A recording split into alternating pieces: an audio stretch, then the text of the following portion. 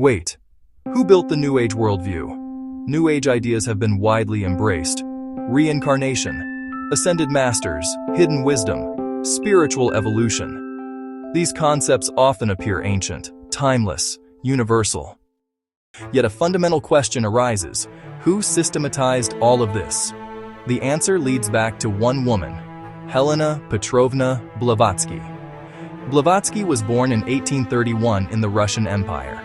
In 1875, she co-founded the Theosophical Society in New York. Her stated goal was nothing less than the unification of all religions into a single universal spiritual synthesis. She claimed that behind every faith lay a hidden ancient wisdom tradition, and she claimed she had access to it. Blavatsky presented herself as a medium. She said she was in contact with advanced spiritual beings, Mahatmas, members of a hidden brotherhood guiding humanity from the shadows. These masters were said to dwell in mysterious Eastern locations, sometimes linked to Shambhala. According to her, their letters materialized supernaturally. Blavatsky was surrounded by controversy. She tried different drugs to achieve altered states of consciousness, help her to awaken imagination, and to access spiritual realms. In her own accounts, hash smoking opened doors to past lives and esoteric knowledge. She is also said to have smoked as many as 200 cigarettes a day. Her contemporaries said that she also cursed a lot. Not exactly a saintly figure. Observers also reported something else. In the early days of her career, she held paid spiritualist sessions for communion with the dead, during which she channeled several different spirits in a single evening. Eyewitnesses recount how, after falling into a trance, she would often begin to speak with the voice of a male spirit. Blavatsky herself spoke of being overshadowed by spiritual entities during such moments.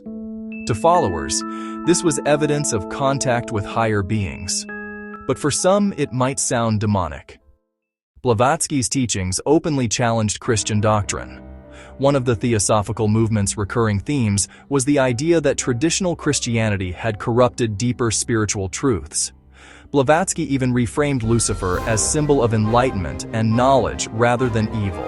In 1887, the Theosophical Society launched a publication called Lucifer to promote its teachings. The publishing tradition later continued under the name Lucis Trust, an organization that still exists today and maintains consultative status with the United Nations. Central to theosophy was the idea of spiritual evolution. Reincarnation was no longer cyclical suffering to escape like it is in Eastern religions. Blavatsky changed it into a progressive ladder, the soul evolving through stages, mineral, plant, animal, human, toward mastery. This reinterpretation would later become foundational in New Age thought, although this spiritual evolution theory has no support from any other religious movement. The Theosophical Society also promoted the coming of a world teacher. A young Indian boy, Jiddu Krishnamurti, was selected and groomed for this role. Years later, he publicly rejected the title and dissolved the organization built around him. The promised messianic project collapsed. Blavatsky died in 1891. Investigations conducted after her death revealed that the Mahatma letters were highly likely written by herself. Her influence did not fade with her death. Her synthesis of Eastern religion, Western occultism, hidden masters, karma, reincarnation, and spiritual evolution became the blueprint for much of modern New Age spirituality. Anthroposophy, esoteric schools, ascended master teachings, channeling movements. Much of it traces back to her system.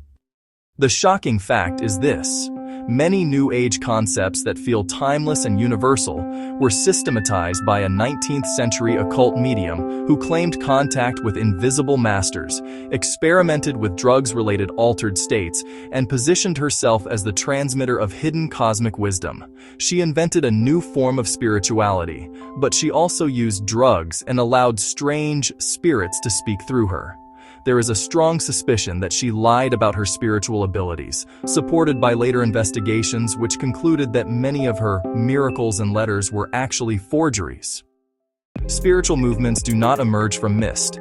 They are built by individuals, by their experiences, by their interpretations, by their visions. So before embracing a worldview, it may be worth asking, who first assembled it? And do you truly understand the dark foundations beneath all these romantic and mystical new ideas?